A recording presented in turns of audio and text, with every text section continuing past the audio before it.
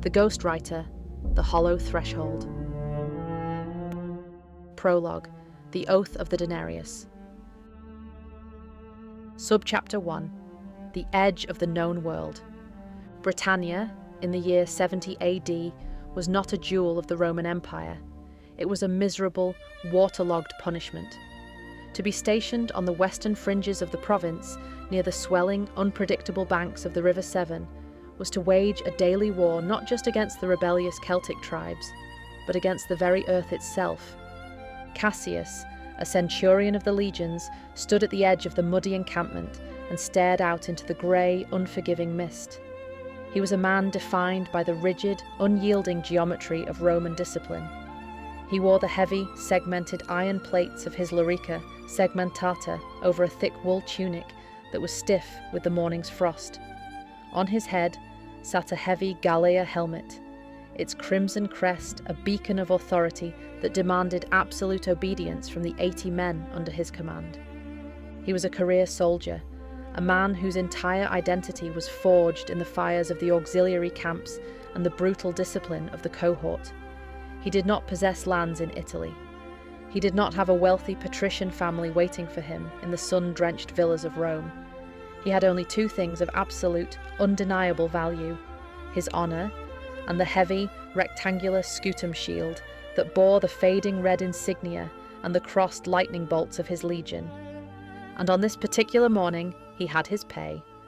Tucked securely into a small leather pouch beneath his iron breastplate was a newly minted silver denarius. It was his monthly wage. To a civilian, it was merely currency. But to Cassius, that small disc of stamped silver, bearing the profile of the Emperor Vespasian, was the physical manifestation of his worth. It was the Empire's acknowledgement of his blood, his sweat, and the years he had surrendered to the mud of this wretched island. It was proof that he was a Roman. It was his dignity cast in metal. The winter campaign had been exceptionally brutal. The ground had frozen, thawed, and frozen again, turning the landscape into a treacherous, sucking quagmire of black mud. Supplies were low, morale was fraying, and the damp cold seemed to actively hunt the warmth in a man's bones. Cassius had spent the morning drilling his men, driving them relentlessly, forcing them to maintain the shield wall until their muscles screamed, because he knew that in Britannia, indiscipline was a faster killer than any local chieftain's blade. As the pale afternoon sun began to dip below the tree line, casting long, skeletal shadows across the encampment, Cassius walked down toward the tributary stream that fed into the great River Severn. He needed to wash the grime from his hands and the dried blood from his knuckles. He moved with the heavy, calculated grace of a predator, his hand resting instinctively on the hilt of his gladius short sword. He did not know that he was taking the final steps of his mortal life. Subchapter 2, the Mud and the Dishonour. The banks of the stream were steep, undercut by the relentless flow of freezing, churning water. The ground was deceptive, a thin layer of frost masking a deep, unstable pit of slick, black clay. Cassius knelt by the water's edge, unbuckling the leather strap of his helmet. As he leaned forward to cup the freezing water in his hands, his calce slipped. A calce is a fully enclosed, laced leather boots or shoes that covered the entire foot. They provided much better warmth and protection against mud. It was a minor misstep, a fractional miscalculation of balance that a man of his agility should have easily corrected. But the mud was slick as oil. As Cassius threw his weight backward to compensate, the leather pouch beneath his armour caught against the sharp edge of his iron plating. The weakened stitching tore.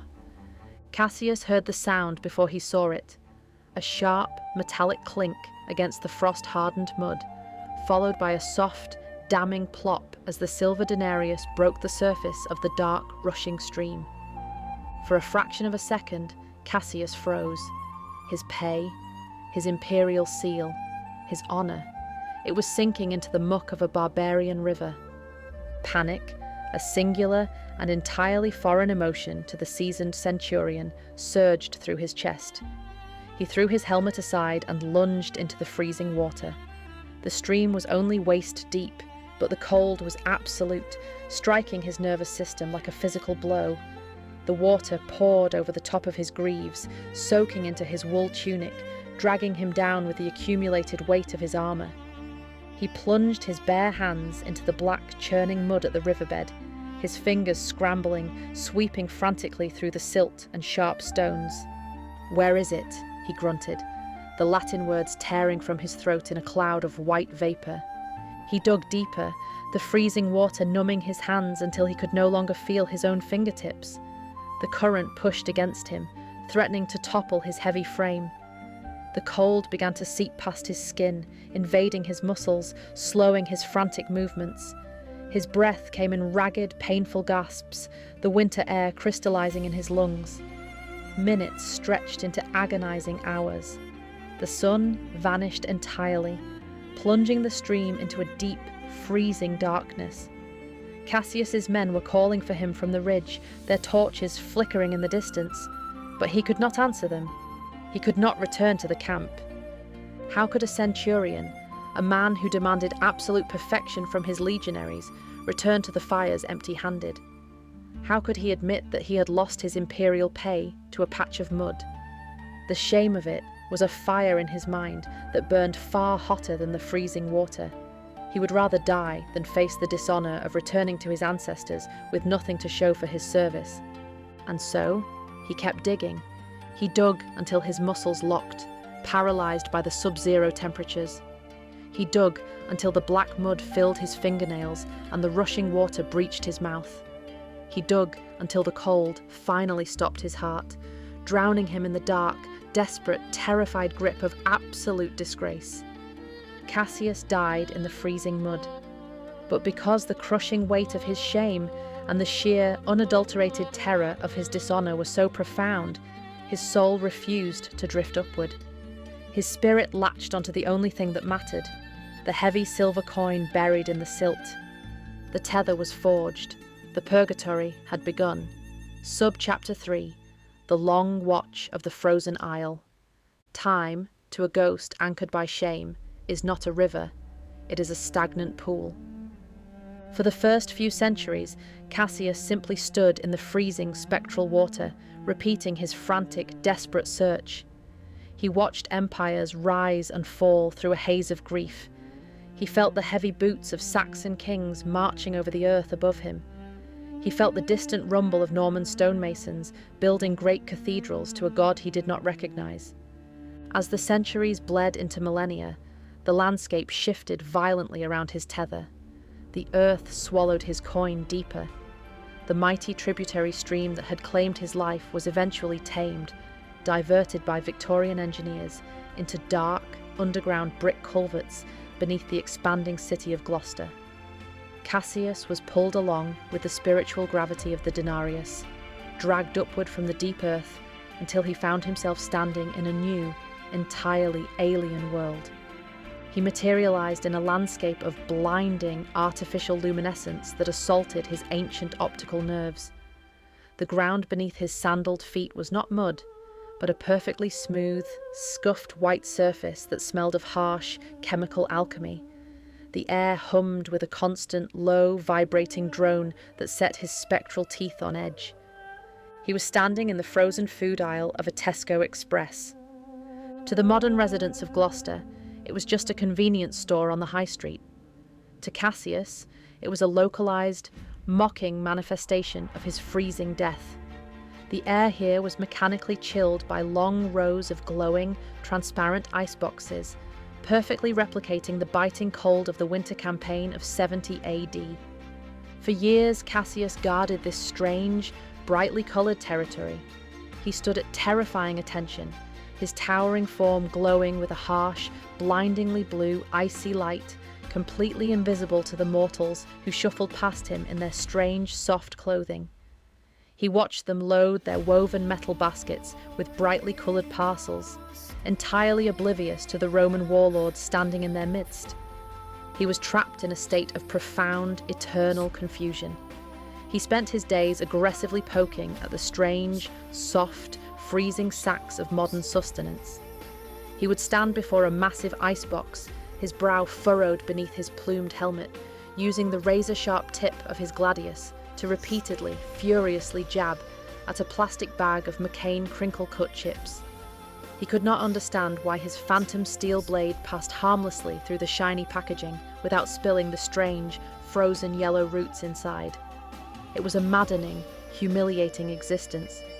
He was a centurion of Rome, reduced to standing guard over frozen dough and chopped ice, unable to leave the proximity of the coin buried deep in the sewers beneath the linoleum. His pride, already fractured by his death, calcified into a wall of cold, unapproachable fury. He belonged to an empire of iron and blood, yet he was condemned to a brightly coloured purgatory of consumerist despair. He waited for an enemy he could fight. He waited for a commander who could relieve him. He waited for 1900 years. Subchapter 4. The Girl in the Rain.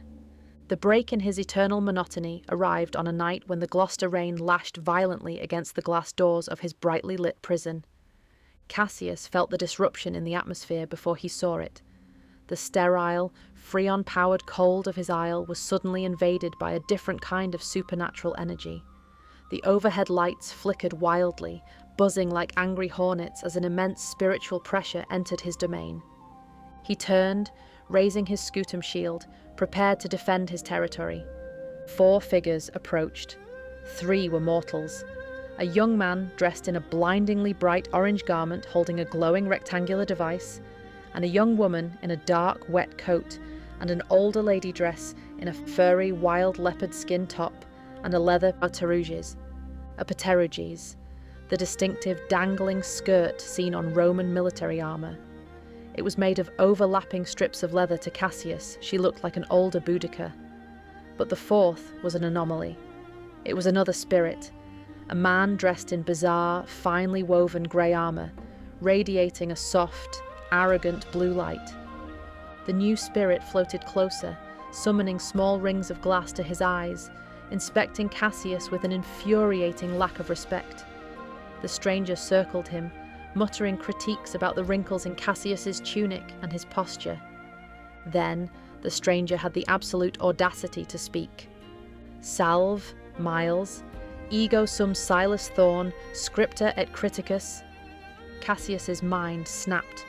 The Latin was technically proficient, but it was spoken with the soft, mincing, musical cadence of a pampered patrician who had never held a sword, let alone marched through the mud of Britannia. It was an insult. With lethal, terrifying speed, Cassius whirled around. His gladius slashed through the freezing air in a perfect, blinding arc, passing cleanly through the arrogant spirit's neck. He banged his sword against his massive wooden shield, a deafening phantom clang that rattled the modern iceboxes, and screamed a string of violent, guttural camp slang, threatening to feed the stranger's entrails to the crows. His fury manifested physically. A localized flurry of spectral snow began to fall violently from the ceiling, dusting the frozen pizzas and the mortals below. But then the girl spoke. She did not run. She did not scream. She stood shivering in the supernatural blizzard, her teeth chattering, and demanded that the arrogant spirit translate. The stranger, suitably chastised, lowered his vocabulary to the harsh, blunt Latin of the military camps. Cassius paused. He lowered his sword a fraction of an inch. For the first time in nearly 2 millennia, someone was actually listening. Cassius pointed his sword at the girl, then jabbed the blade fiercely toward the linoleum floor. He spoke of his death. He spoke of the mud. He confessed his ultimate shame. The lost denarius, buried in the dark, subterranean waters beneath their very feet. He expected the mortals to walk away. Mortals cared only for themselves. They feared the dark, and they feared the damp. But the girl did not walk away. She listened to the translation, her dark eyes widening with understanding. She did not mock his failure. Instead, she dropped to her knees right there in the aisle, peering under the humming icebox, offering to scrape the dirt herself. When the stranger explained that the coin was deep in the sewers, Cassius expected her to abandon him. Why would a living woman risk the filth and the dark of the underworld for a forgotten soldier? Yet, against all logic, the girl and the boy left the brightly lit hall and descended into the earth. Cassius could feel them down there. Through the residual connection of his tether, he felt the mortal girl, Rhea, shivering on the slippery brick ledge of the Victorian culvert. He felt her plunging her bare, numb hands into the freezing, foul-smelling mud, scraping desperately through the silt and broken glass, enduring the very same freezing misery that had claimed his life. She was bleeding for him. She was suffering the cold for his honour. When a sickly, pale green light bloomed in the subterranean darkness, illuminating the lost coin, Cassius felt a violent, tectonic shift in the foundation of his soul. The boy, covered in boils, had summoned it from the muck, but it was the girl who plunged her hand into the freezing water to claim it. The moment her fingers closed around the blackened silver denarius, the crushing, 1900-year weight of Cassius's shame evaporated. Subchapter 5. The New Commander. The frozen food aisle of the Tesco Express faded from his awareness. The endless, confusing purgatory of his existence shattered like thin ice. Cassius materialized in the dark, echoing brick tunnel of the sewer, standing on the narrow ledge before the subterranean stream. He no longer felt the agonizing, phantom frostbite in his fingers. The heavy, suffocating mantle of his disgrace was gone. He looked down at himself and realized, for the first time since 70 AD, that he looked entirely whole. The tether was broken. The anchor had been lifted from the mud. Above him, he felt the subtle, majestic opening of the threshold. The gateway to the afterlife, the Elysian fields, the great library, the eternal rest of the ancestors, was finally unsealed for him. He was free to drift upward, to cross the river and join his fallen brothers in the sunlit fields of glory. The war was over. His watch was ended. But Cassius did not look upward. He looked at the girl. Rhea was kneeling in the muck, her jeans soaked with foul water, a streak of black mud smeared across her forehead. She was shivering violently, her breath pluming in the cold air, but her eyes were bright, and she was clutching his heavy silver coin tightly to her chest, as if it were the most precious object in the empire. She had gone into the dark for him.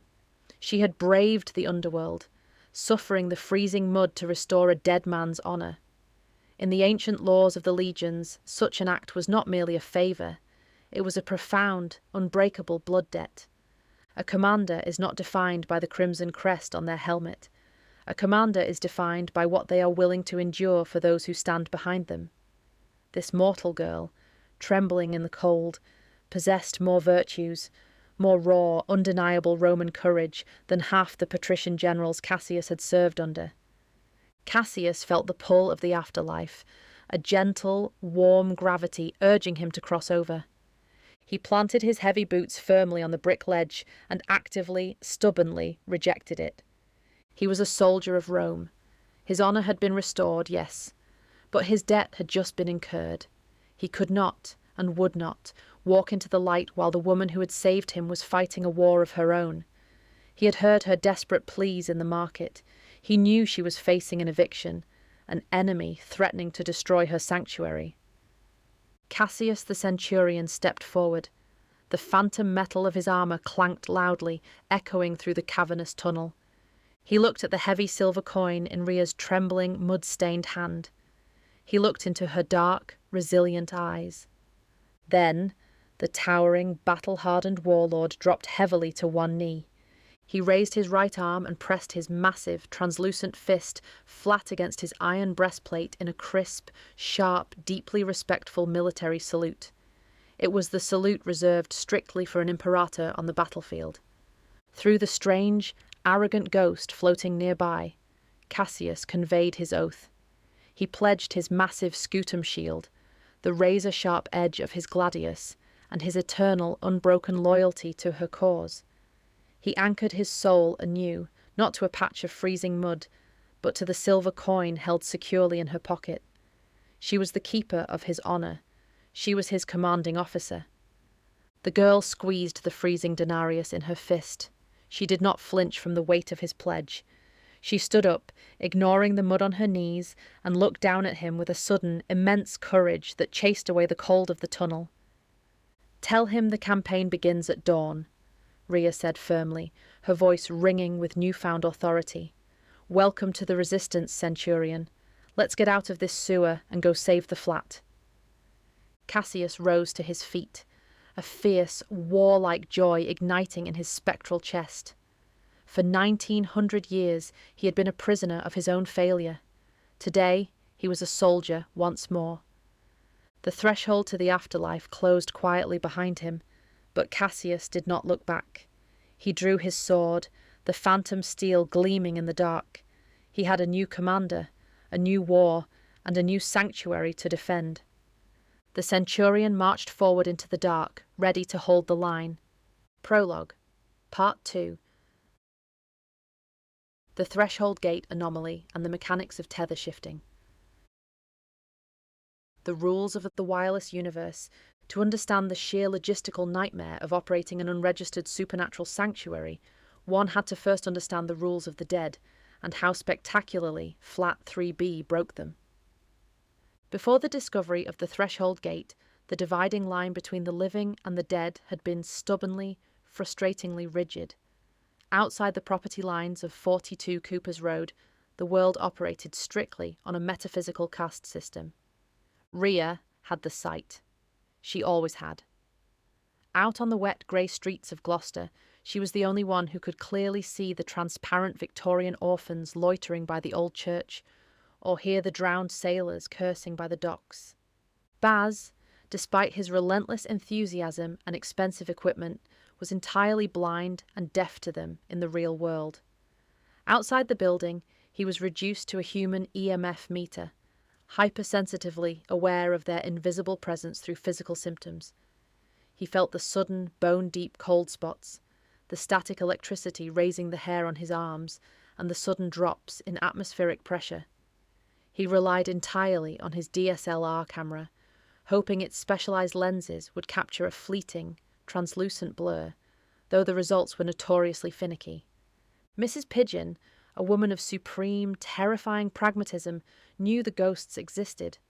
Outside the flat, she could sense their heavy, unnatural presence like a looming migraine, but she was completely spared the inconvenience of actually having to see or hear them.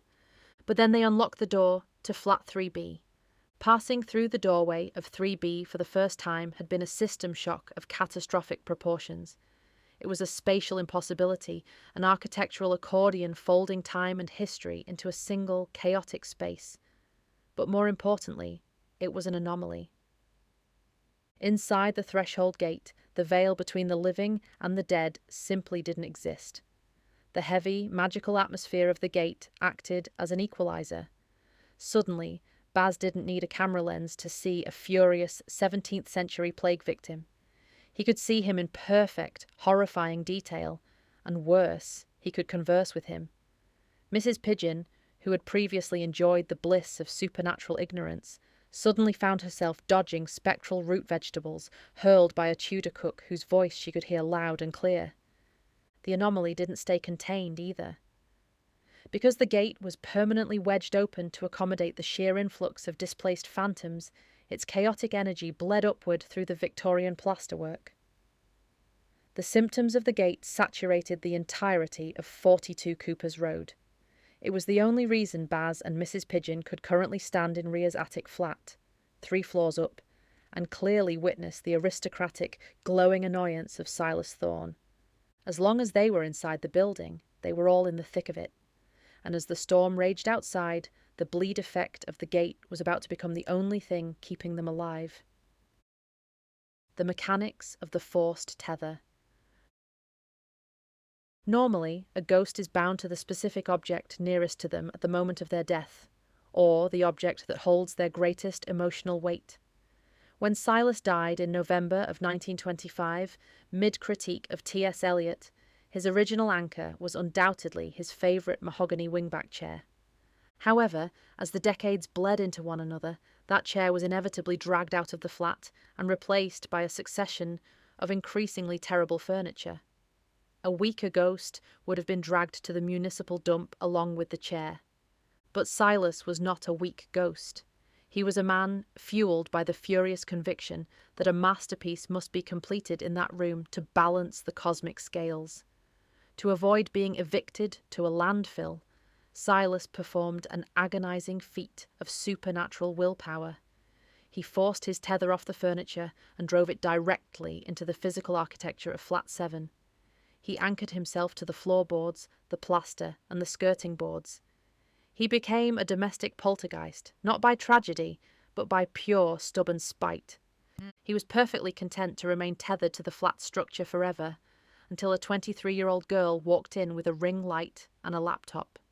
Scene draft. The stubborn architecture of Flat 7. The attic of Flat 7, Cooper's Road, had suffered many indignities since 1925.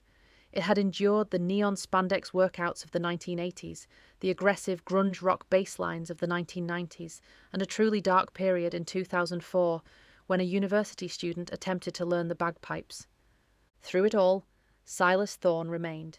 He hadn't survived the decades by chance. He had survived through a relentless, exhausting game of metaphysical musical chairs. When his original mahogany wingback chair was unceremoniously hauled out by a landlord in 1952, the tether had threatened to drag Silas's soul out the door with it. To save himself, Silas had thrown his entire spectral weight against the floorboards, violently ripping his kinetic anchor from the mahogany wood and driving it directly into the iron radiator beneath the window. When the radiator was replaced in 1981, he transferred the tether to the original Victorian crown mouldings. He absolutely refused to leave Flat 7. The universe had interrupted his scathing dismantle of the wasteland, a review that would have altered the course of English literature. He was owed a masterpiece. He had planted his translucent feet in the dust of the attic and made a vow. He would not step into the great library in the sky until a work of true, undeniable genius was penned within these exact four walls. So, he anchored himself to the architecture. The flat itself became his prison and his domain. As long as he remained bound to the plaster and the floorboards, he couldn't be dragged away. Then came Rhea Khan. She did not look like the saviour of Western literature. She arrived dragging a deflated beanbag and a giant, circular, glowing light, wearing an oversized hoodie that read, "Emotionally unavailable." At first, Silas maintained his grip on the room's architecture. He watched her from the damp, peeling corners of the ceiling, fully intending to outlast her just as he had outlasted the bagpipe player. But Rhea possessed something the other tenants hadn't. Underneath her frantic influencer persona and her desperate need to summarize Reddit threads, there was a raw, chaotic, undeniable creative desperation. The shift happened on a miserable Tuesday. Rhea had slammed her laptop down on a makeshift desk of wooden crates. She was exhausted, broke, and vibrating with the desperate need to write something that actually mattered. She opened her word processor, the blue light washing over her tired face. Silas drifted down from the ceiling, intending to mock her opening sentence. He floated over her shoulder, preparing to deliver a scathing critique. But as Rhea's fingers hit the keyboard, a sudden, violent spark of creative energy erupted in the room. It wasn't a masterpiece, not yet. It was messy, terrified, and profoundly undisciplined. But it was real. It was the strongest surge of genuine authorial intent Flat 7 had seen in 99 years. Silas leaned in too close. The ancient, frayed tether connecting his soul to the Victorian crown moulding sensed the massive shift in gravity. It recognized the laptop not as a machine, but as a crucible of creation. With a sound like a cracking whip, the invisible blue cord of energy snapped away from the plaster of Flat 7. Silas gasped, a freezing shockwave vibrating through his tweed suit as the tether whipped through the air and slammed directly into the silver chassis of Rhea's laptop. Silas stumbled backward in midair, clutching his chest. He looked up at the moulding, then down at the glowing machine resting on the wooden crates. He was no longer bound to the flat. The century-long architectural stalemate was over. He had accidentally chained his eternal soul to a 23-year-old gig worker's hard drive. "Okay, Chapter 1, Rhea muttered to herself, completely oblivious to the supernatural contract that had just been forged over her shoulder. The vibes were ominous. Silas stared at the screen, his horror mounting as the terrible sentence materialized. He had waited a century for a masterpiece, and he had just tethered his entire existence to a woman who used the word vibes as a structural plot point. Tether shifting. In the Ghostwriter universe, tethers are not easily broken or moved. They are formed by immense kinetic energy, willpower, or deep emotional resonance. To purposefully move a tether, 3 elements are required. The warden as the conduit. A ghost cannot simply jump to a new object. Because Rhea possesses the sight and acts as the sanctuary's warden, she must act as the metaphysical bridge. Her living energy absorbs the shock of the transfer. The density of the receptacle. A ghost cannot be tethered to cheap, mass-produced modern items like a plastic phone case or a vape pen because they lack historical weight. An antique silver pocket watch, however, holds decades of residual human memory and craftsmanship, making it a suitable spectral vessel. The sensory experience. For the ghost, the transfer is highly undignified. It feels like being aggressively shoved through a keyhole while experiencing a massive static electric shock. For Rhea, it feels like holding a live power line. The attic flat was quiet, save for the frantic sound of Rhea aggressively rummaging through her unbleached hemp tote bag. "I cannot take the laptop, Silas," Rhea said, pulling the heavy silver rectangle out and setting it on the walnut desk. "I'm going to Aldi in the pouring rain to buy discount toilet paper and cheap pasta. If someone mugs me for my bag, I lose my manuscript, my livelihood, and my resident Victorian critic." Silas materialized near the ceiling, his arms crossed over his tweed waistcoat, looking deeply offended by the logistics. In his previous outing, his spiritual essence had been violently yanked through the doorframe because his tether had accidentally bonded to her creative instrument. "I refuse to remain alone in this drafty box while you engage in commerce," Silas sniffed. "What if the Cistercian monks from downstairs attempt to consecrate the kettle again? I must accompany you. I am your protector. Furthermore, I have opinions on the structural integrity of modern root vegetables that need to be voiced."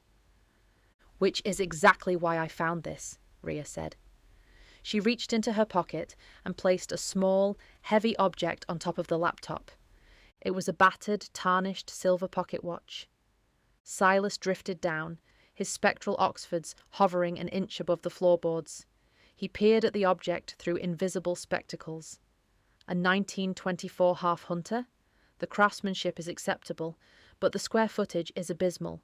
You're asking a man accustomed to a mahogany wingback chair to take up residence in a studio apartment the size of a biscuit. "It's temporary housing," Rhea reasoned. "It fits in my coat pocket. It's practical. My granddad Rishi kept it in a drawer for years. It's got history. It's got gravitas." Silas considered this, his ghostly form glowing a thoughtful, pale sapphire. "And how? Pray tell. Do you propose we move my spiritual anchor from a machine composed of silicon and plastic into a piece of Georgian silver?" "We are going to use the Warden bypass," Rhea said, trying to sound vastly more confident than she felt. She had been reading Silas's localized occult archives when she was supposed to be writing. "I am the tether. I act as the grounding wire. You let go of the laptop, and I pull your kinetic energy into the watch." "That sounds entirely speculative and highly dangerous," Silas noted. "Do you want to come to Aldi or not?" Silas sighed, a sound like dry autumn leaves scraping against stone. "Very well. But if I end up trapped in the digital ether of your Wi-Fi, I shall haunt your browser history for eternity." Rhea placed her left hand flat on the cold metal of the laptop and her right hand firmly over the silver pocket watch. "Okay, on 3. Let go of the manuscript." "This is highly undignified," Silas muttered, adjusting his cravat. 1, 2, 3. Rhea squeezed her eyes shut. The moment Silas willed his anchor to detach from the laptop, the air in the attic snapped. A violent, freezing shockwave shot up Rhea's left arm. It felt exactly like grabbing a live electrical wire submerged in ice water. Her teeth ached instantly, and the smell of ancient beeswax and heavy ozone flooded her sinuses. "Bloody hell," Rhea gasped, her knees buckling slightly. She visualized the silver watch, actively pulling the surging blue energy across her chest and driving it down her right arm. The pocket watch grew searingly hot against her palm. With a sound like tearing silk, the blue cord of energy snapped away from the laptop and slammed into the silver timepiece. The watch face shattered, the glass cracking in a perfect spiderweb pattern, unable to fully contain the sheer pressure of a century-old ghost. Rhea collapsed into her desk chair, panting, rubbing her chest where the energy had passed through her heart. The room was silent. The laptop was just a laptop again. "Silas?" Rhea wheezed. A localized flurry of spectral frost bloomed across the cracked face of the pocket watch. A moment later, Silas materialized directly beside Rhea's shoulder.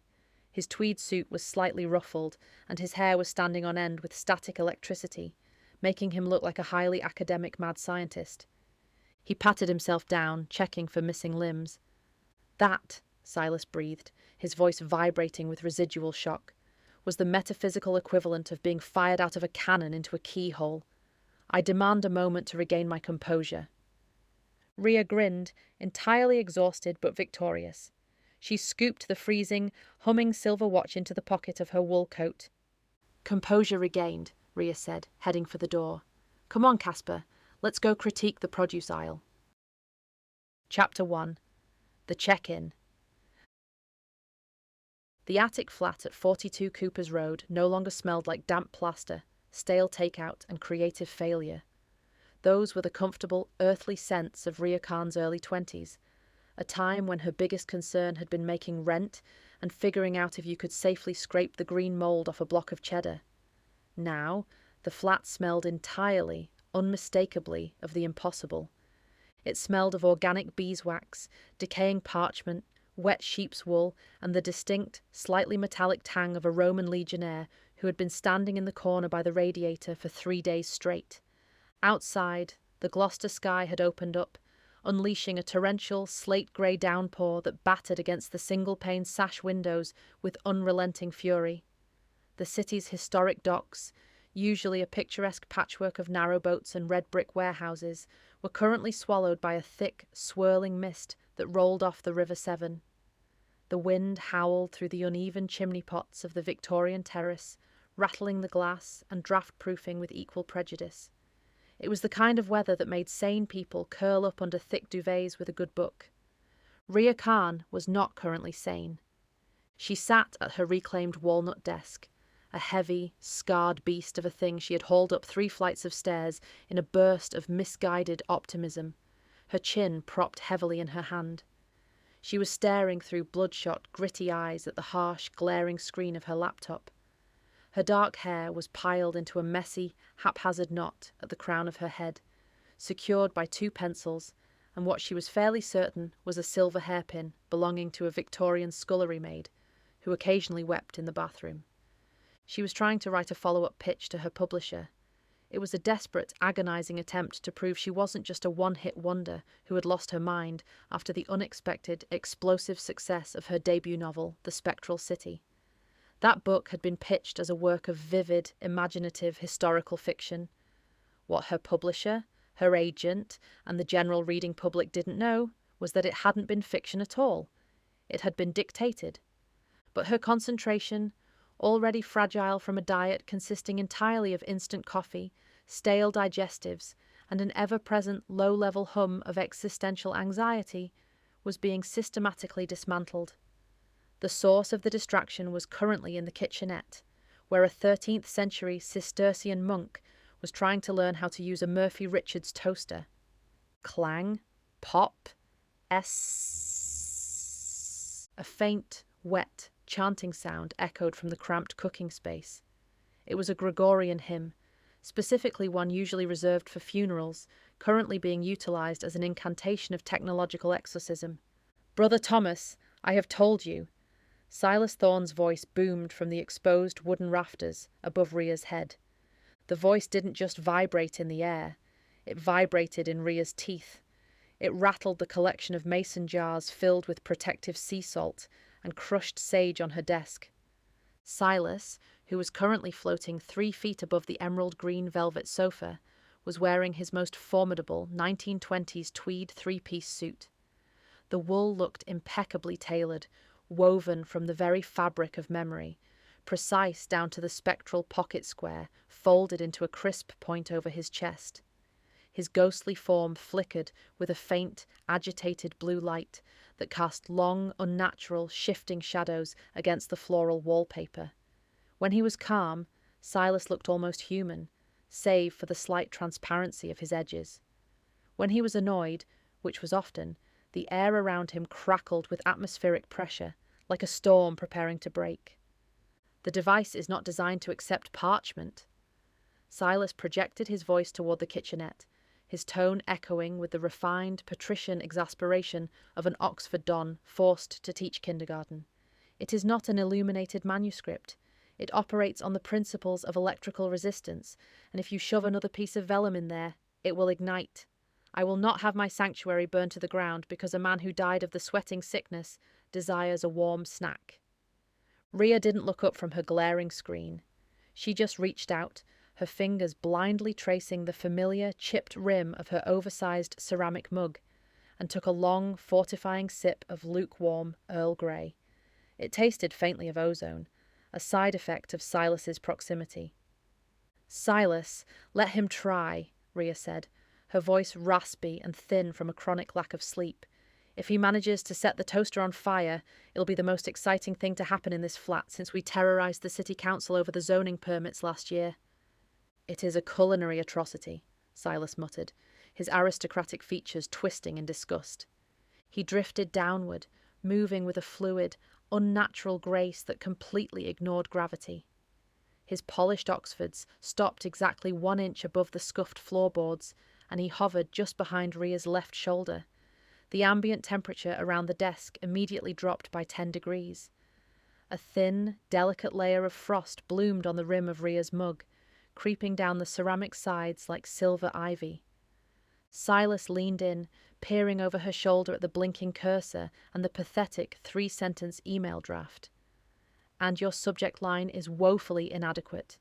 Pitch proposal? Really, Rhea? It lacks gravitas.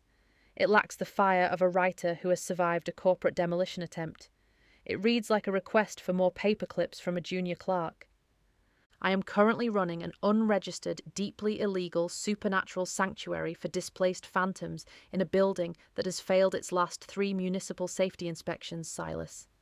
Rhea sighed, finally turning her head to look at him. His blue light illuminated the dark circles under her eyes, casting her face in a harsh, cinematic glow. "Gravitas is a luxury I cannot afford right now. I just need an advance so we can pay the heating bill. Ectoplasm doesn't pay the rent." She let her fingers hover over the keyboard, feeling the familiar, low-level thrum of the tether against her collarbone. It was a physical anchor, a glowing, invisible cord of energy that bound her soul to Silas's essence. It was the reason she hadn't slept a full 8 hours in a year, and the reason Silas hadn't faded into the great echoing void of the afterlife. When he drew on her energy, it felt like a sharp intake of breath on a freezing winter morning. When she leaned on his supernatural awareness, it felt like a jolt of espresso straight to the prefrontal cortex. It kept him anchored to the mortal plane, keeping him from dissipating into the ether, but the toll it took on Rhea's physical body was immense. She rubbed her chest right where the invisible tether rooted itself. "Besides, if I send them an email titled A Manifesto on the Unquiet Dead, as dictated by a poltergeist in a tweed suit, my agent will have me committed." Silas adjusted his spectral cuffs, looking entirely unrepentant. Genius is rarely recognized in its own time, or, in my case, a century after my time. Have you considered simply threatening them with a localized haunting? I could manifest in their boardroom. A few flickering lights, perhaps a sudden drop in temperature, a bleeding wall. It proved highly effective during the 1928 printers' strike. "We are not haunting Penguin Random House, Silas," Rhea said firmly, pressing the backspace key to delete pitch proposal. She typed The Drowning Tides, a historical exploration. It was a lie, of course. It wasn't an exploration. It was a memoir of a drowned sailor currently residing in Flat 3B, but the publishing world wasn't ready for non-fiction ghostwriting. Down below them, in Flat 3B, the activity was a constant, low-level roar that vibrated through the floorboards. Flat 3B was the infinitely expanding, labyrinthine threshold gate that her eccentric landlady, Mrs. Pigeon, had so graciously inherited from a long line of incredibly secretive, highly stressed occultists. To the outside world, 3B looked like a standard two-bedroom flat with a rather drafty hallway. To those with the sight, and to the desperate spirits drawn to it like moths to a gaslight, it was a sanctuary. The threshold gate meant that the interior of 3B didn't obey the strict, boring laws of physics or Euclidean geometry. It's folded time and space upon itself like a chaotic, architectural accordion, allowing rooms from entirely different centuries to coexist side by side in a spatial impossibility that would have made a quantum physicist weep. Behind the first door on the left was a Tudor kitchen. It smelled perpetually of roasting meats, wood smoke, and stale ale, presided over by a frantic spectral cook who threw spectral root vegetables at anyone who entered without knocking. Behind the second door was a damp, cavernous Roman bathhouse, complete with cracked mosaic tiles, steaming aqueducts, and lounging patricians who were highly critical of modern hygiene standards. Currently, the auditory chaos rising through the floorboards was reaching a crescendo. Bartholomew, a highly opinionated spectral plague victim from 1665, was complaining loudly about the consistency of his morning ghostly porridge. His voice, thick and wheezy, carried right through the plaster.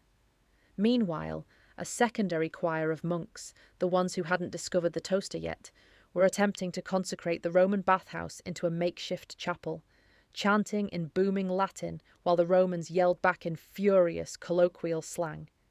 It was a logistical, chronological, and architectural nightmare. Rhea! A deep, booming voice echoed from the stairwell outside the flat, cutting through the Latin chanting and the toaster's electrical buzzing. The heavy wooden door to the attic flat swung open without a knock, crashing violently against the overloaded coat rack. A shower of Rhea's scarves and winter hats cascaded to the floor. Mrs. Pigeon burst through the doorway, clutching her signature leopard print fleece dressing gown tight against the chill of the unheated hallway. She was a woman who looked like she had lived through several wars and had aggressively won all of them. She was carrying a battered faux leather clipboard, a thick Sharpie pen, and a look of pure, unadulterated administrative exhaustion. Her hair was now bright red, dyed a shade not found in nature, was curled tight against her scalp in a style that defied humidity. A cigarette dangled precariously from her lower lip, the ash defying gravity by sheer force of the woman's will. "We've got a problem, love," Mrs. Pigeon announced, marching into the room with the heavy, thudding steps of a battlefield commander. She kicked a stray boot out of her way. "Actually, we've got 3 problems, but I'm prioritizing the ones that might cause structural damage to the property." Rhea rubbed her temples, feeling a familiar, pulsing headache beginning to take root behind her eyes. "Morning, Mrs. Pigeon. Please tell me the Tudor cook hasn't tried to roast the neighbour's cat again." "No, the cat is safe. Nasty piece of work, that tabby, but it's safe," Mrs. Pigeon said, tapping her pen against the clipboard. "It's Cassius. The Centurion says his helmet is starting to rust because of the humidity rolling off the bathhouse into the main corridor. He is demanding a tribute of sheep's fat to grease his armour, or he threatens to march his cohort through the drywall." "He doesn't have a cohort," Silas pointed out, floating slightly higher to avoid the smell of Mrs. Pigeon's cigarette. "He is a singular, displaced entity with delusions of grandeur and a remarkable misunderstanding of modern metallurgy." "He's got a spear, Mr. Thorne, and he knows how to poke holes in my original Victorian plasterwork," Mrs. Pigeon shot back, not even looking at the ghost. She was one of the rare non-sensitives who had spent so much time around the gate that she had developed a profound, pragmatic immunity to the supernatural. She treated ghosts the same way a tired landlord treated leaky pipes, as a massive inconvenience that required immediate, albeit annoying, maintenance. "And the second problem?" Rhea asked, pulling a notepad toward her and jotting down sheep's fat / WD-40 for Cassius. Bartholomew, Mrs. Pigeon sighed, taking a deep, rattling drag of her cigarette. The plague victim is trying to sell his porridge spoon on eBay to buy broad-spectrum antibiotics. Rhea blinked, her pen stopping mid-stroke. I'm sorry, what? He cornered Baz in 3B hallway this morning, demanded the boy take photographs of his antique dining implements and list them on the World Wide Web. Said he needs the currency to purchase penicillin because the leeches aren't working. Rhea buried her face in her hands. Please tell Bartholomew that eBay doesn't sell 17th century medical supplies, nor does he have a PayPal account. Also, tell him he is dead. Penicillin will not cure a phantom bubo. He's going to have to stick to his ghosts and maybe stop reading Baz's medical journals. I've told him, Mrs. Pigeon grunted. Told him he's dead as a doornail and antibiotics won't fix a soul that's been out of its body for 400 years. He just mumbled something about capitalist gatekeeping and floated through the ceiling. I swear that boy Baz is teaching them entirely the wrong vocabulary. She exhaled a plume of thick, grey smoke. The cloud drifted right through the space where Silas was hovering, wreathing his translucent form in a toxic, nicotine-scented fog. Silas swatted at the smoke with an offended, translucent hand, his face twisting in aristocratic outrage. He didn't cough. He hadn't drawn breath into his lungs since a tragic, highly undignified altercation with a runaway tram in 1925. But he glared at the landlady with the intensity of a disapproving headmaster about to assign detention. Madam, Silas snapped, his voice crisp and cold, your habits are polluting my airspace. I find the stench of burning tobacco highly offensive to my sensibilities. Mrs. Pigeon ignored him entirely, flipping to the second page on her clipboard. Also, she added, her brash, loud voice suddenly dropping. The commanding edge vanished, replaced by a low, conspiratorial murmur that made Rhea's stomach clench. The air has been feeling heavy downstairs, by the main entrance. Rhea looked up, all exhaustion suddenly replaced by a sharp spike of adrenaline. Heavy how? Cold, Mrs. Pigeon said, wrapping her leopard print fleece tighter around her robust frame. But not like Bartholomew's cold. Bartholomew feels like a damp cellar. Cassius feels like a draft from an open window. This is like oil on water, a wrong sort of cold. A biting cold, made the hairs on my arms stand up, and it takes a lot to do that nowadays. Rhea froze. Her fingers slipped completely off the keyboard. She felt it too. It was a sensation she'd had a few times over the last week. A sudden, sharp prickling at the base of her neck, like a massive static charge building in the air right before a lightning strike. She had dismissed it as exhaustion, or perhaps the changing weather front rolling in off the Atlantic. But now, focusing on it, the feeling was distinct. It wasn't one of their ghosts. The ghosts in the sanctuary were chaotic, needy, frustrating, and occasionally terrifying when they forgot their manners, but they felt human. Their energy was rooted in human emotions: fear, regret, anger, or confusion. They resonated with the warmth of a life once lived. This new sensation felt sharp, clinical, heavy. It felt like the pressure at the bottom of the ocean, dark and crushing. Most of all, it felt incredibly, insatiably hungry. You feel it too, Rhea whispered, pushing her desk chair back. The casters squeaked loudly against the floorboards. I feel it in my bones, love, Mrs. Pigeon said, her bravado entirely faded. She stood rigidly, staring at the closed door to the hallway, her cigarette burning down to the filter forgotten in her hand. It's not just the winter damp getting into my joints. It's like something is watching the building, probing it, running its hands over the bricks, looking for a loose stone. Something that doesn't belong in Gloucester. Something that doesn't belong anywhere near a sanctuary. Above them, Silas Thorne straightened. The spectral, academic annoyance vanished from his face in an instant, replaced by a cold, tactical focus that reminded Rhea he hadn't just been a scholar in life. He had been a man who dabbled in the darkest corners of the occult. The faint blue light radiating from him suddenly dimmed, drawing inward until he looked almost entirely solid. The temperature in the room plummeted further, not from his anger, but from his gathering of power. He floated silently toward the hallway door, his eyes narrowed, his posture rigid. "I feel it as well," Silas said. His voice dropped to a low, dangerous register that vibrated against the window panes, a sound like grinding stone. "It is an intrusion. I sensed a perimeter breach 2 nights ago, but it was fleeting, a shadow passing over the sun. This is sustained. It is not a haunting, Rhea." He turned his head slowly to look at her, his spectral eyes glowing with an intense, frightening luminescence. "It is a harvesting. Something knows what we are hiding here. Something smells the concentration of souls." Rhea slammed her laptop shut. The sound was like a gunshot in the quiet room. Instantly, the tether hummed violently against her collarbone. It wasn't the usual dull throb. It was a sharp, painful, buzzing reminder of the bond between them, burning like a branding iron against her skin, warning her of impending, overwhelming danger. She gasped, clapping a hand over her chest. She looked around her beautiful, perfectly curated flat. She looked at the emerald velvet sofa she had painstakingly hauled from a flea market in Cheltenham, the walnut desk she had spent 3 weekends sanding down and treating, the framed, antique botanical prints she had hung on the wall to cover the water stains. She had worked so hard to make this a home. It wasn't just for herself. It was a beacon for the lost things, the forgotten things, the spirits that had nowhere else to go and no one else to remember them. She had given up a normal life, a normal career, and a normal sleep schedule to maintain this sanctuary. She wasn't going to let anyone or anything take it away.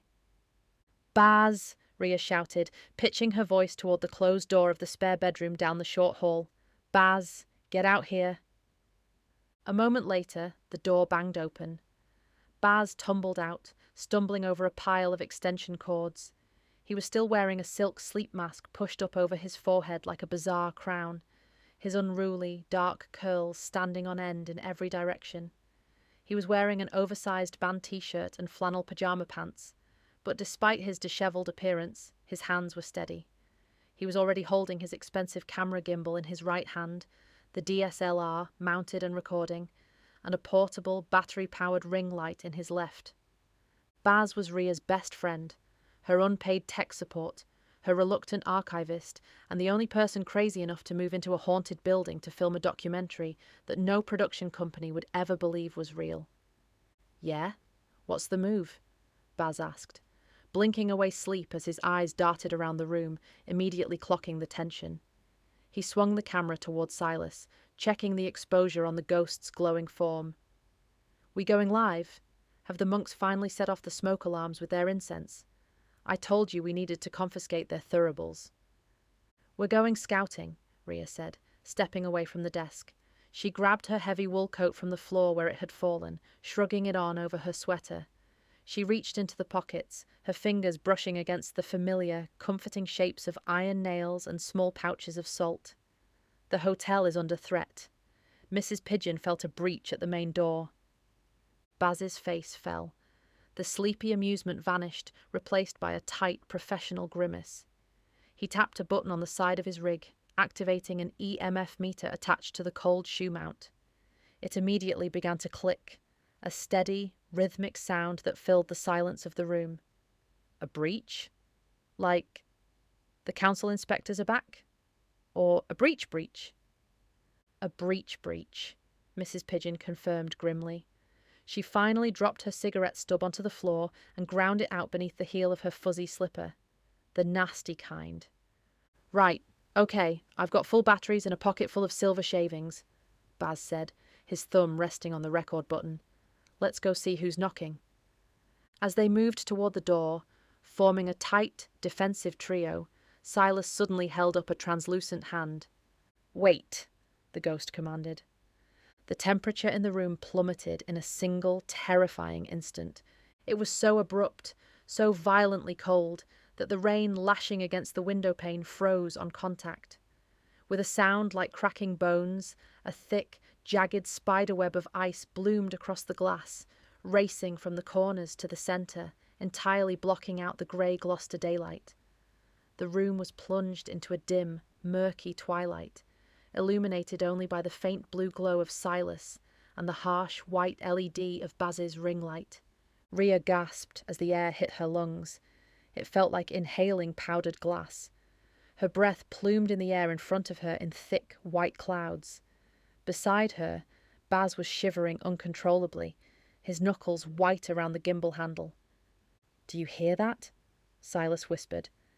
His eyes were fixed with terrifying intensity on the heavy wooden door leading to the hallway. At first, there was nothing.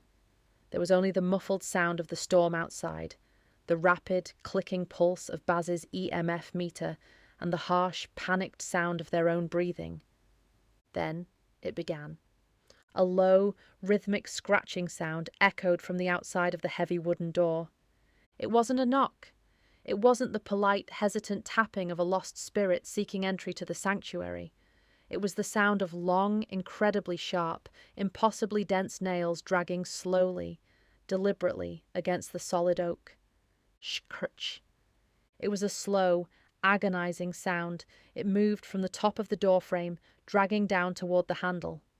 It was the sound of a predator testing a cage, searching for a gap, searching for a weakness in the wood, or a flaw in the wards Rhea had painted along the doorframe in invisible, salt-infused water. Scritch. Rhea stood absolutely motionless, her breath caught in her throat. Her hand was hovering a mere few inches over the brass doorknob. The brass was frosting over, a thin rime of ice crystallizing on the metal, radiating a freezing aura that stung her skin even without touching it. The tether at her chest felt like a live wire, vibrating so hard she thought her ribs might crack. Silas drifted forward, placing himself directly between Rhea and the door, his spectral form solidifying into a brilliant, blinding blue shield of ectoplasmic energy. "That," Silas said, his voice deadly quiet, lacking any of its usual aristocratic arrogance, replaced by the grim certainty of a soldier facing an overwhelming enemy, "is the sound of someone with the sight who does not come to check the plumbing. That is a hunter." The scratching stopped. For a terrifying second, there was absolute silence. Even the EMF meter on Baz's camera went dead quiet. Then, the brass doorknob began to slowly, agonizingly turn. Rhea didn't look at Baz, who had gone entirely, sickly pale behind his camera lens. She didn't look at Mrs. Pigeon, who had raised her battered plastic clipboard in front of her chest, like a desperately inadequate makeshift shield. She looked at the turning doorknob, her heart hammering against her ribs like a trapped bird battering against a window. She reached into her pocket, her fingers wrapping tightly around a cold iron nail. The ghost hotel was open for business, but it seemed they were about to get their first violently hostile customer, and Rhea Khan was not about to let them check in without a fight. Chapter 2. The Commute of the Damned. The escape from 42 Cooper's Road had been a frantic, undignified scramble that felt entirely at odds with the supernatural gravity of the situation. After the slow, agonizing scrape of claws against the solid oak of the attic door had ceased, leaving behind a silence so absolute it made Rhea's ears ring, there had been a collective, unspoken agreement that standing around waiting for the handle to finish turning was a catastrophically bad idea. Mrs. Pigeon had bolted the door with 3 separate deadbolts, slapped a handful of coarse sea salt against the threshold, and marched downstairs to fortify the lower levels. Rhea, driven by a primal surge of adrenaline, had stuffed a change of clothes, her laptop, and Silas's anchor, a battered, tarnished silver pocket watch from 1924, into her oversized hemp tote bag. They had slipped out through the rusted fire escape at the back of the building, the metal freezing and slick beneath their hands, dropping into the alleyway just as the Gloucester sky fully committed to a torrential downpour. Now, an hour later, the adrenaline was fading, leaving behind a cold, hollow exhaustion. The journey to Rhea's mother's house was a logistical operation that, in Silas's professional and highly vocal opinion, bordered on a crime against human dignity. They were squeezed into a second-class carriage on a Great Western Railway train that smelled overwhelmingly of soggy umbrellas, stale vinegar crisps, and deep institutional disappointment. The carriage was overly bright, illuminated by harsh fluorescent strips that hummed with a low, headache-inducing frequency. The windows were fogged with the collective condensation of 50 damp passengers, transforming the outside world into a smeared, watery, impressionist painting of the English countryside. Baz had insisted on taking the train rather than renting a car or braving the unpredictable local bus routes. He claimed it allowed for optimal lighting transitions and steady framing for his vlog, a statement that had caused Silas to spend the first 20 minutes of the trip loudly and creatively critiquing the lack of a proper dining car. A proper rail journey requires a white tablecloth, a heavy silver service, and an attendant who understands the precise steeping time of Darjeeling, Rhea, Silas complained. His spectral form was flickering with agitation, glowing a sharp, electric blue as the train lurched violently over a set of points outside Stroud. Because of the physical restrictions of the tether, the glowing, invisible cord of energy that connected Rhea's collarbone to the silver pocket watch in her tote bag, and subsequently to Silas himself, the ghost couldn't wander far. He was forced to hover just above the narrow aisle seat next to Rhea. His immaculate 1920s tweed three-piece suit, complete with a spectral pocket square and polished Oxfords, looked aggressively out of place next to the teenager sitting across the aisle, who was currently playing a tinny, hyperactive hip-hop beat through the speaker of a cracked smartphone. Instead, Silas continued, his voice echoing with the clipped patrician vowels of a bygone era, we are huddled amongst the masses, like cattle being led to the abattoir. We are surrounded by the scent of lukewarm vending machine coffee, damp polyester, and the unceasing cacophony of digital noise. Look at them, Rhea. They do not converse. They stare into their little glowing rectangles, their souls slowly draining into the ether. It is a tragedy of modern existence. Rhea stared out the rain-streaked window at the blurring green fields of the Cotswolds, ignoring him. She rested her forehead against the cold glass, letting the rhythmic clack, clack, clack of the train tracks soothe the pounding behind her eyes. It's a train, Silas, she murmured under her breath, keeping her lips barely moving so the other passengers wouldn't think she was talking to herself. Not a luxury cruise liner, not the Orient Express. It's public transport. Just be happy we aren't driving. I absolutely cannot handle the suspension on Mrs. Pigeon's Nissan Micra today. Not after whatever that was at the door. I would prefer the mechanical peril of the Nissan to this indignity, Silas retorted, crossing his arms over his ghostly chest. He glared at the teenager across the aisle, briefly lowering the ambient temperature around the boy's phone until a layer of frost bloomed across the screen, causing the music to sputter and die. The teenager cursed, shaking his device in confusion. Silas looked immensely satisfied. Baz, huddled in the seat directly opposite Rhea, was completely oblivious to the localized freezing. He was currently balancing a heavy camera gimbal on his knee, wiping a smudge off the lens with the hem of an oversized, faded band t-shirt. His dark, unruly curls were plastered to his forehead from the rain, and he looked incredibly out of place on a Tuesday afternoon commuter train.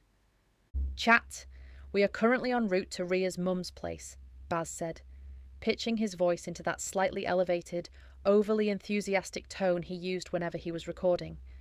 He held the camera up, framing himself and Rhea in the shot, carefully avoiding the empty space where Silas was hovering, mostly because the ghost's ectoplasmic output tended to cause rolling static bars on digital footage.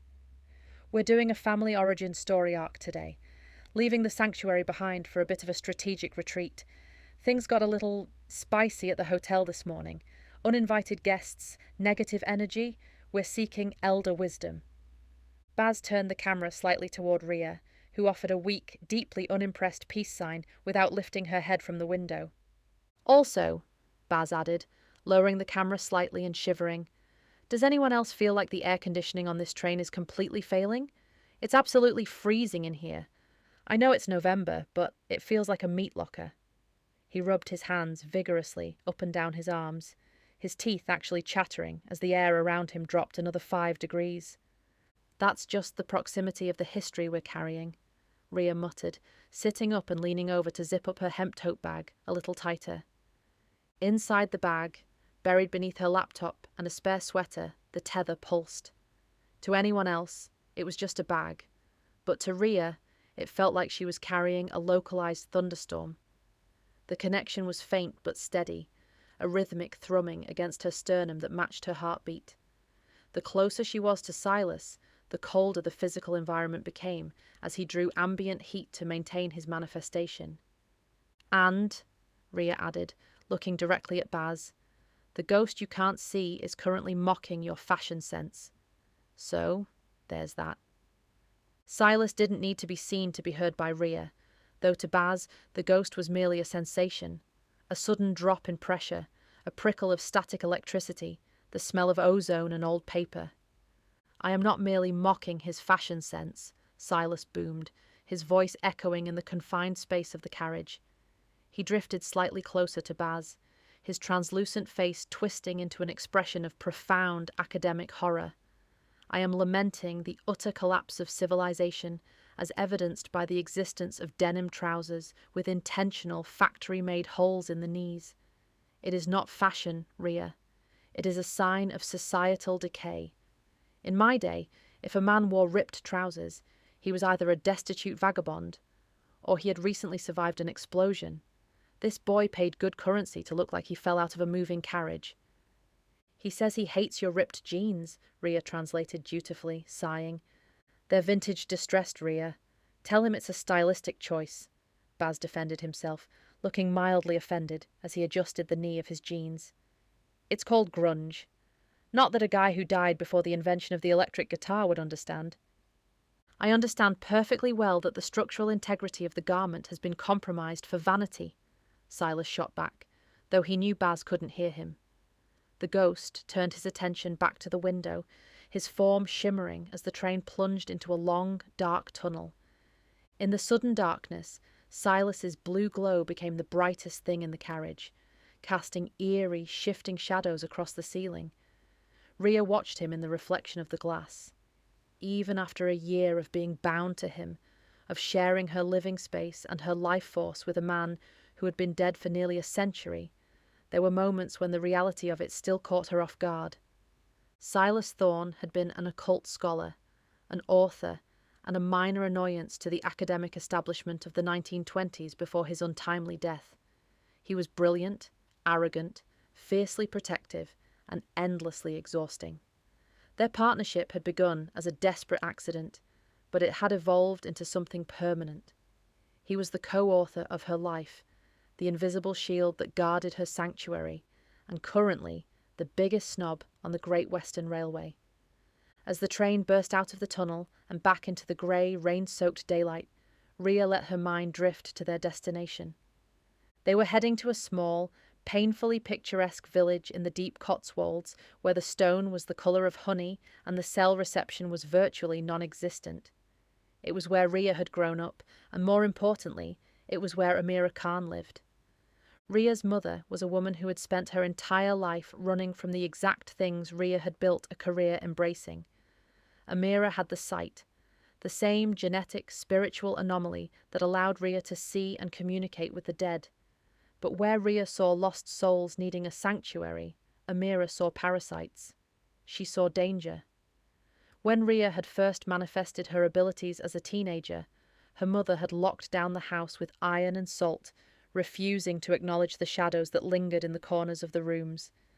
Amira had demanded a normal life, shutting off her abilities through sheer, stubborn willpower and a strict adherence to absolute mundanity. She joined the local parish council, baked competitively for the village fete, and pretended that the invisible world didn't exist. When Rhea had published The Spectral City, when she had leaned into the magic, turning Silas's dictated memories into a best-selling novel, her mother had barely spoken to her for months. Going to Amira for help was a last resort, but the thing at the door of the attic flat hadn't been a lost spirit looking for a safe haven. It had been something else. Something dark, intentional, and terrifyingly strong. If there was anyone who knew how to ward against a hunter, it was the woman who had spent 30 years perfectly hiding her own magical signature from the world. The journey passed in a blur of clattering tracks, endless green fields intersected by dry stone walls, and Silas's ongoing, increasingly elaborate critiques of the pre-recorded station announcements. "The cadence is entirely wrong," Silas muttered as a disembodied, digitized female voice announced their approach to Kemble Station. "It lacks authority. It lacks the reassuring human warmth required to guide travellers. It sounds like a machine apologizing for a delay it orchestrated." "It is a machine, Silas," Rhea said, rubbing her eyes. "Please stop haunting the public address system. We're almost there." However, as the train began to decelerate, leaning into a long curve that followed the line of a swollen, rushing river, the atmosphere inside the carriage abruptly shifted. It wasn't a sudden event.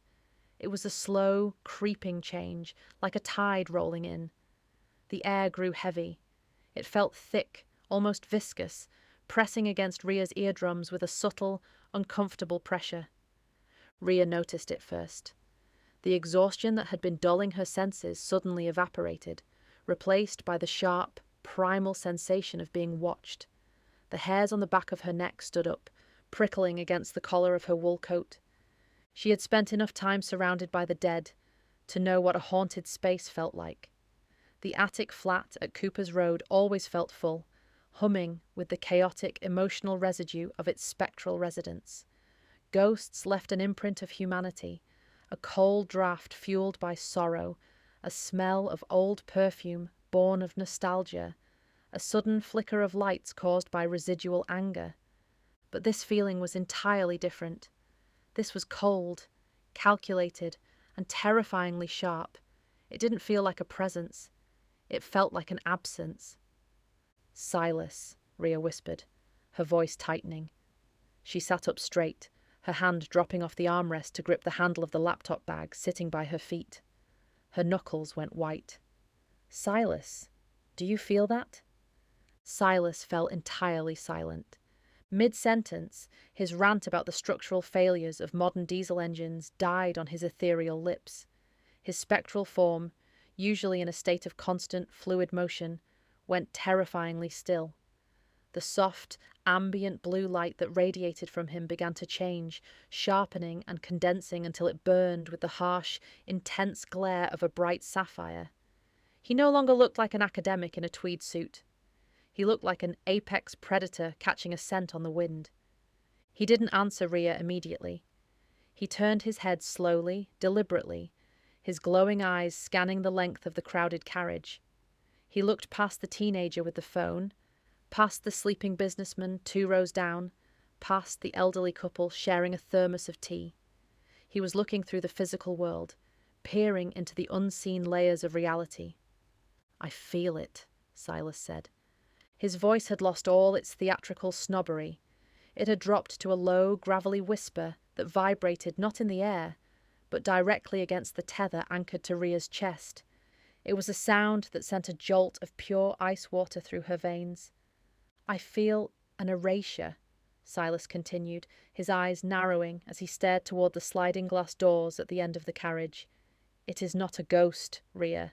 It is not an echo of a life. It is a void. It is a vacuum." "A void? What does that mean?" Rhea asked, her heart beginning to hammer a frantic rhythm against her ribs. She glanced at Baz, who was still looking at his phone, entirely oblivious to the sudden, lethal tension radiating from the ghost. "When a spirit manifests, it adds energy to the environment," Silas explained, drifting slightly closer to Rhea, his form becoming denser, almost opaque as he pulled energy through the tether to prepare for a physical manifestation. "It creates a footprint. This entity is pulling energy out. It is consuming the ambient magic in the air. Someone is utilizing the site, but they are not guarding the dead, Rhea. They are hunting them." Rhea swallowed hard, her throat suddenly dry as dust. "Hunting them? You mean like an exorcist?" "Exorcists banish," Silas corrected, his voice grim. "They return souls to the cycle. This presence does not intend to banish. It intends to consume. It is the same signature we felt at the door of the sanctuary, but magnified. What do we do? We do not engage, Silas said firmly. I mean, he added, his sapphire gaze locking onto Rhea's frightened face, that someone is out there, Rhea. Someone who knows exactly what we are. They are not looking for random ghosts. They are looking for power, and they are looking for tethers. Rhea felt a sudden, sickening jolt in her stomach, a sensation akin to missing a step on a staircase in the dark. The train's brakes shrieked, a high, metallic squeal that set her teeth on edge as the carriages began to slow down for their final approach into the station. Outside the window, the picturesque rolling hills had given way to the damp, grey concrete of the platform. The station was small, just a ticket office, a waiting shelter, and a few cast-iron lampposts. The rain was coming down in sheets, pooling in dark, reflective puddles on the tarmac. Rhea looked out the window as the train hissed, the hydraulic suspension groaning as it finally came to a complete halt. On the platform, standing under the dim, flickering light of a solitary, malfunctioning lamppost, was a man. He was standing perfectly, unnervingly still. While the few other passengers on the platform were huddled under umbrellas or sprinting toward the shelter to escape the deluge, this man seemed entirely unbothered by the weather. He wore a long, dark trench coat that hung heavily around his frame. The fabric looked odd, too dense, absorbing the ambient light rather than reflecting it. The rain seemed to hit his shoulders and simply vanish, absorbed into the dark material without leaving a trace of moisture. He wasn't doing anything. He wasn't checking a watch, looking for a ticket, or waiting for a loved one. He was just standing there, an immovable anchor in the storm, his head tilted slightly upward, and his eyes were fixed directly on their carriage. He didn't look like a ghost. He looked too solid, too painfully present in the physical world. But he looked far, far worse than any spirit Rhea had ever encountered. Ghosts were trapped by their pasts, bound by their own tragedies. This man looked like a manifestation of future violence. Even through the rain-streaked, fogged-up glass of the train window, Rhea could feel the weight of his gaze. He wasn't looking at the train itself. He was looking through the metal, through the glass, straight into the centre of the carriage. He was looking straight at the canvas tote bag by Rhea's feet. He was looking directly at the tether. "Baz," Rhea said, her voice shaking so badly she could barely form the words. She reached across the aisle and grabbed her friend's wrist, her fingers digging into his skin. Baz jumped, startled, looking up from his camera screen. "Ow! Hey, what's wrong? You look like you're going to throw up. Is it motion sickness? I told you not to sit backward facing." "Don't look out the window," Rhea commanded, her eyes wide, her breathing turning shallow and fast. "Just pack up the rig. Right now." "By who? The council?" Baz asked, his journalistic instincts overriding his confusion. Instead of putting the camera down, he immediately hit the record button on the side of his phone, pivoting the lens toward the window. "Are we being followed by zoning enforcement? Did Mrs. Pigeon finally get served those papers?" "No," Rhea breathed. She couldn't look away from the window. The train doors unlocked with a loud electronic beep, followed by the heavy pneumatic hiss of the doors sliding open. A gust of freezing, rain-scented air swept into the carriage, blowing away the smell of stale coffee and instantly replacing it with the sharp, metallic tang of ozone and static. The man in the dark coat slowly turned his head. From beneath the brim of a sodden hat, Rhea caught a glimpse of his face. It was pale, gaunt, and entirely devoid of expression, like a mask carved from old bone. His eyes were dark, fathomless pits that seemed to pull the light from the air around him. He took a step forward, moving toward the open doors of their specific carriage. He didn't walk like a normal person. His movements were too fluid, devoid of the natural bounce of human steps. He glided over the wet concrete, his boots making absolutely no sound. "By someone who knows the rules," Rhea finished, her hand dropping to the bag, her fingers desperately curling around the fabric where Silas's pocket watch lay hidden. Silas materialized fully, standing in the aisle between Rhea and the open train doors. He was no longer a glowing projection. He looked as solid as a living man, his tweed suit impeccably sharp, his posture rigid. The air in the carriage plummeted to freezing, a thick layer of frost exploding across the windows in jagged, crystalline patterns, completely obscuring the view of the platform. "Get up, Rhea," Silas commanded, his voice ringing with the authority of a general on the front line. "Do not let him board this vessel. If he crosses the threshold of these doors, we are trapped in a steel box with a harvester."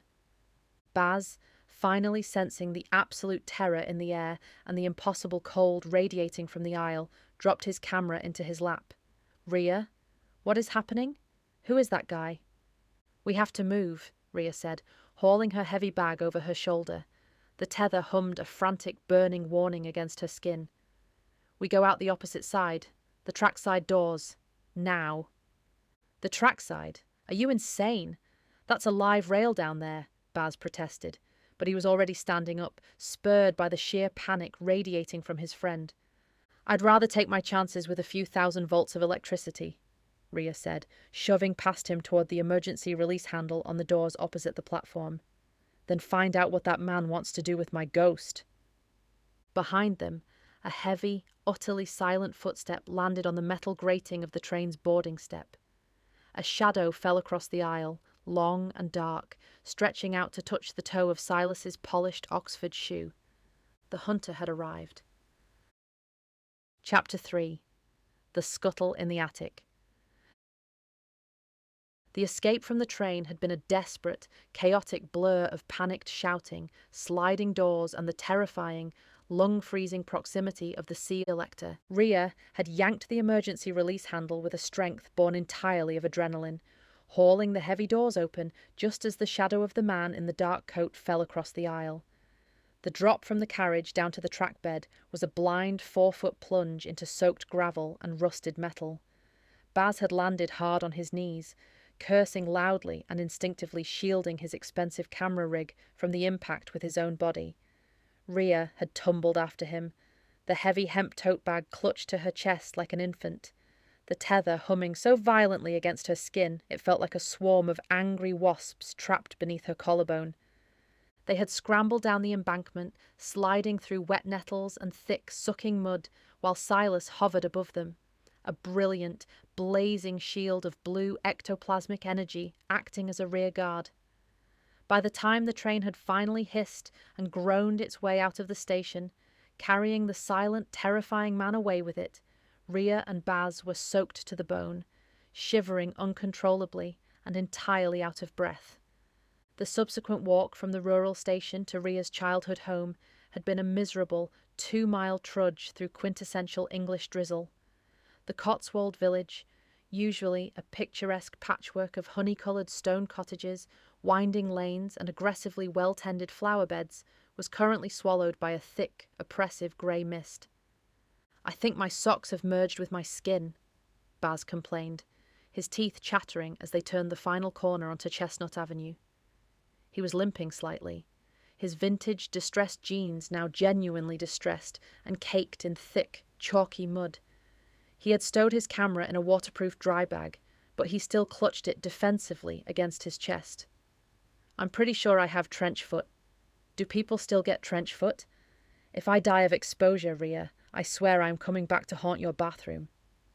"You couldn't haunt a bathroom, Baz," Rhea said, her voice thin and exhausted. She pushed a heavy, wet strand of dark hair out of her eyes. "You don't have the attention span. You'd get bored and wander off to haunt a coffee shop with good Wi-Fi within a week." "I would haunt a server farm," Baz corrected, shivering. "At least it's climate-controlled." Above them, gliding effortlessly over the rain-slicked pavement without leaving a single ripple in the puddles, Silas adjusted his tweed waistcoat. "The boy lacks the necessary gravitas for a proper haunting," the ghost agreed, his voice echoing in Rhea's mind via the tether, saving him the effort of projecting his voice into the damp air. He would simply make the electronic devices malfunction. A nuisance, not a phantom. Furthermore, if he does expire from this damp, I refuse to share the attic flat with him. His wardrobe in the afterlife would be insufferable. "Nobody is dying today," Rhea muttered, though the memory of the man on the platform, the absolute soul-crushing void he had radiated, made her stomach twist into a cold knot. They finally stopped outside number 14. The childhood home was a mid-terrace house on a quiet, unassuming street that seemed permanently stuck in 1998. While the rest of the village boasted grand, centuries-old masonry, Chestnut Avenue was an anomaly of mid-20th century brickwork, pebble-dash exteriors, and sensible, double-glazed UPVC windows.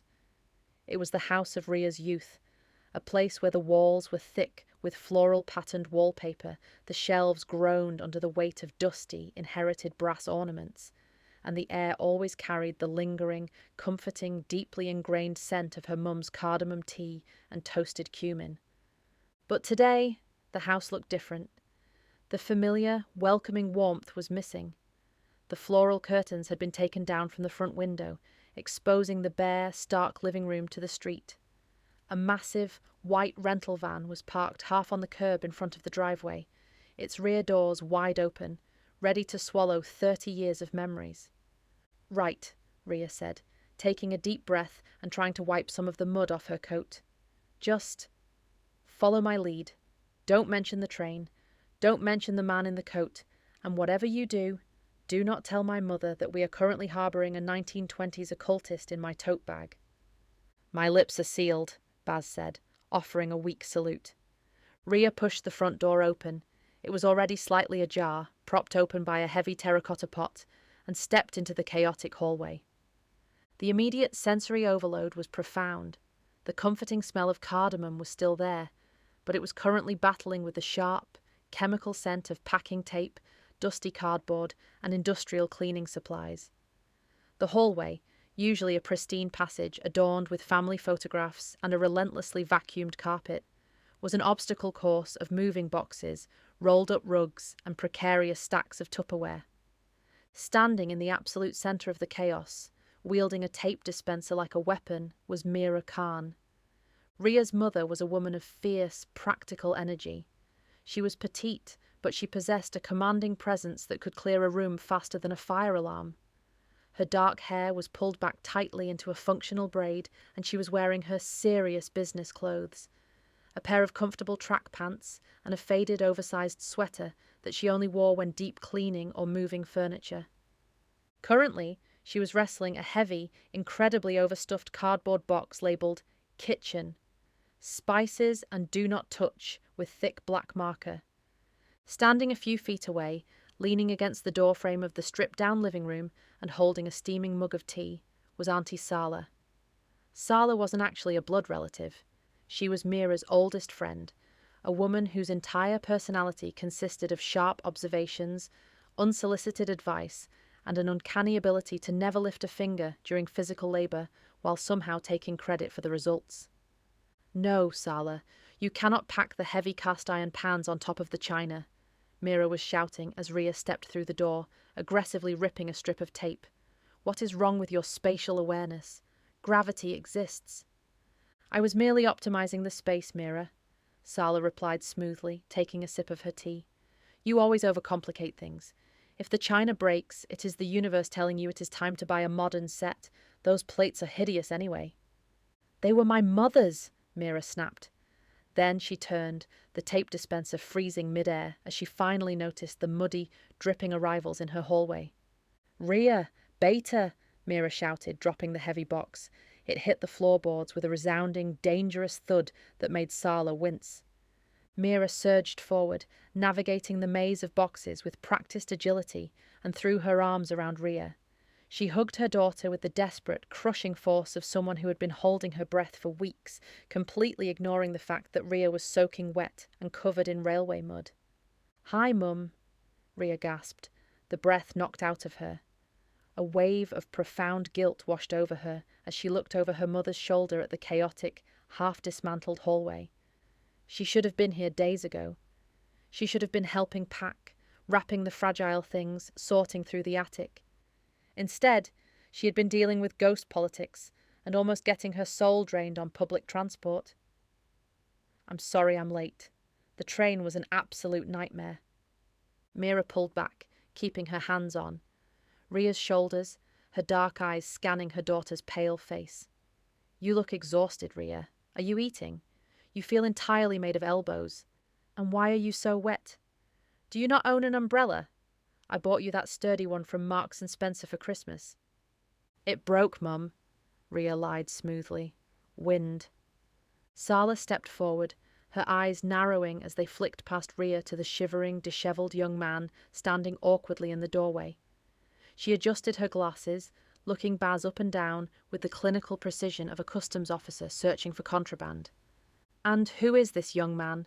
Sala asked, her tone dripping with mild suspicion. She pointed a manicured finger at Baz. This is Baz, my business partner, Rhea said quickly. He helps me with the documentary work, the historical research. Baz, this is my mum, Mira, and my auntie Sala. Baz offered a highly respectful, slightly tremulous nod. Lovely to meet you both, truly. Beautiful home. Or, what's left of it in the boxes. Sala didn't look impressed. She stared at the holes in Baz's jeans. You pay this boy a salary, Rhea, and he cannot afford complete trousers. It's fashion, Auntie, Rhea sighed, stepping fully into the house and dragging her heavy tote bag with her. The bag clanked against the doorframe, a dull, metallic sound from the pocket watch inside. And an old family friend, Silas, Rhea added, gesturing vaguely to the empty air hovering just above the staircase landing. Silas, who had drifted upward to avoid the claustrophobic crush of boxes and maternal energy, performed a stiff, impeccably polite aristocratic bow to the two women. A pleasure, madam, Silas boomed, his voice echoing only in Rhea's mind.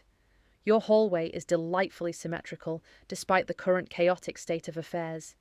The original Victorian moulding has been well preserved beneath the dreadful 1990s paint job. It is a rare find in this era of cheap plaster and chaotic minimalism. He says the hallway is nice, Rhea translated quickly, before Silas could offer his opinions on Sala's eyewear.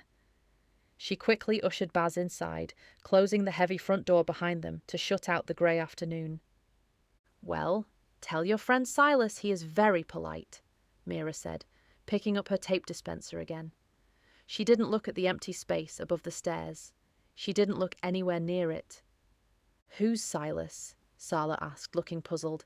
Mira waved her hand dismissively and carried on packing.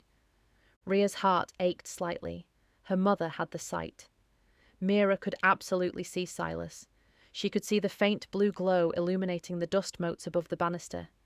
She could likely feel the sudden drop in temperature, but Mira Khan had spent 30 years perfecting the art of absolute, unwavering denial.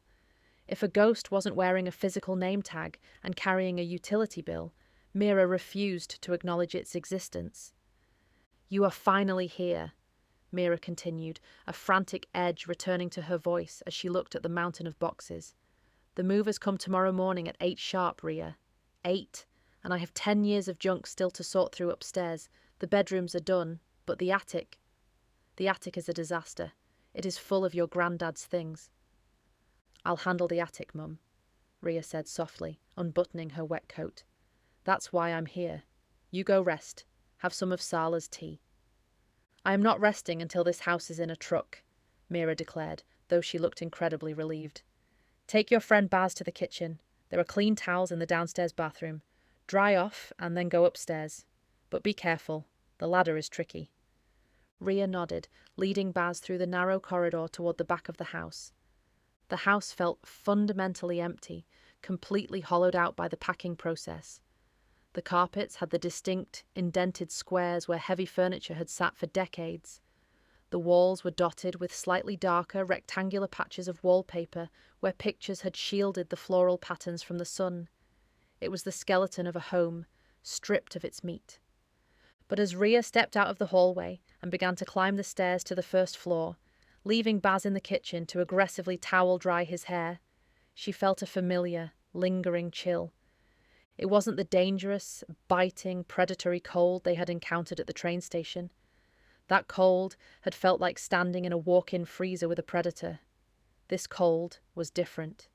It was a sad, damp, nostalgic cold. It felt like a draft coming from a room that hadn't been opened in years. It was Arthur. The grumpy, deeply territorial, coal-scuttle-tethered ghost of Grandad Khan's house was still here. Rhea climbed the stairs, her hand trailing along the wooden banister. Silas floated silently beside her, his glowing form casting long, blue shadows against the blank walls. "He is agitated," Silas noted, his spectral eyes looking upward toward the ceiling hatch on the landing. "The kinetic energy of the packing has disturbed his rest. He is drawing heavily on his anchor to maintain his presence." "He's confused," Rhea murmured, stepping onto the landing. "He doesn't understand what's happening." She stood beneath the square wooden hatch set into the ceiling. The air here was noticeably colder, her breath faintly pluming in the dim light. She reached up with the long, hooked wooden pole her mother kept leaned against the wall, hooked the brass ring of the hatch, and pulled. The wooden door swung downward with a creak of old hinges, revealing the folded aluminium sections of the loft ladder. A cascade of fine, grey dust drifted down, catching in the light. "Arthur?" Rhea called out softly into the absolute darkness of the upstairs landing. For a moment, there was nothing but the muffled sound of Mira and Sala bickering downstairs in the hallway.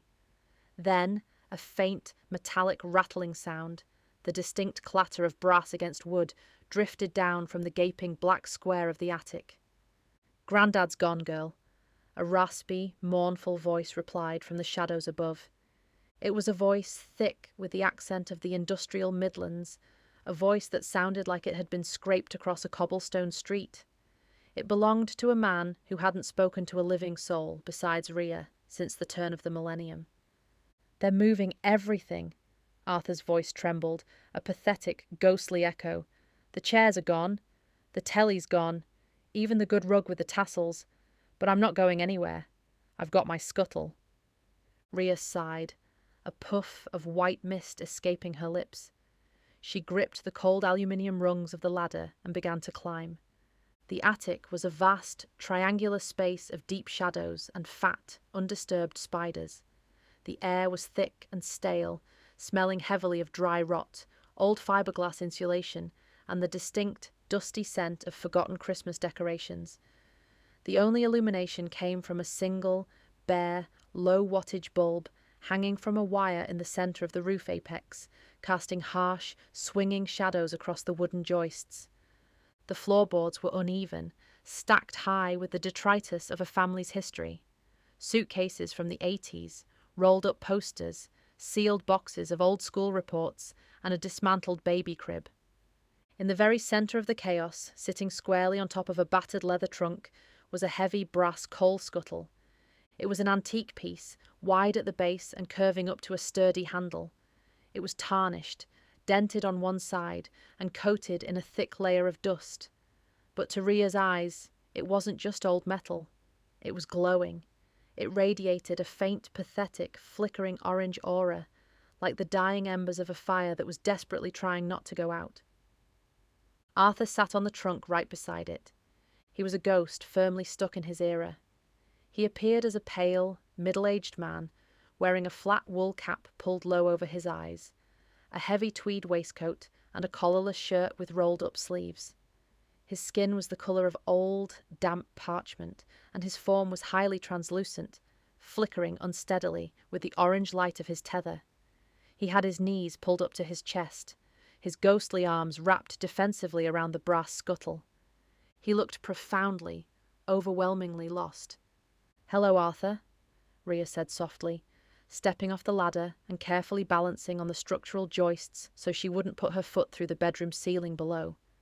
Silas drifted up through the floorboards a second later, ignoring the ladder entirely. He stepped into the attic with a fluid grace that completely ignored the uneven footing. The glowing blue light of Silas's presence clashed harshly with the weak orange aura of Arthur's scuttle, casting strange purple shadows across the cardboard boxes. Silas adjusted his cuffs and floated closer, examining the coal scuttle with genuine, academic interest. "Fascinating," Silas murmured, leaning over the brass object. A brass coal receptacle.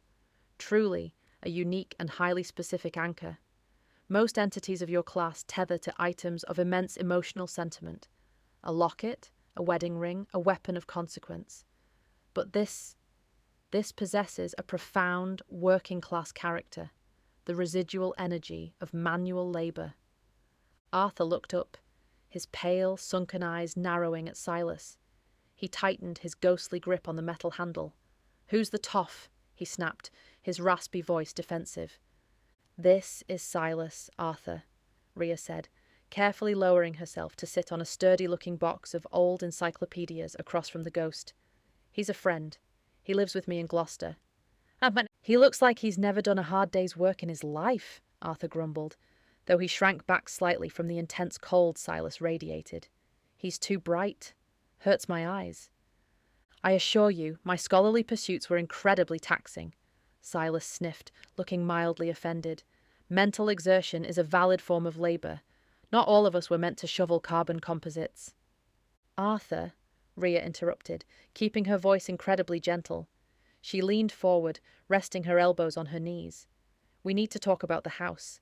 You know what's happening downstairs, don't you?" Arthur's pale face fell. He looked away from Rhea, staring into the dark, dusty corner of the eaves. "They're leaving. Your mum. She's packing it all up. I heard her telling that Sala woman.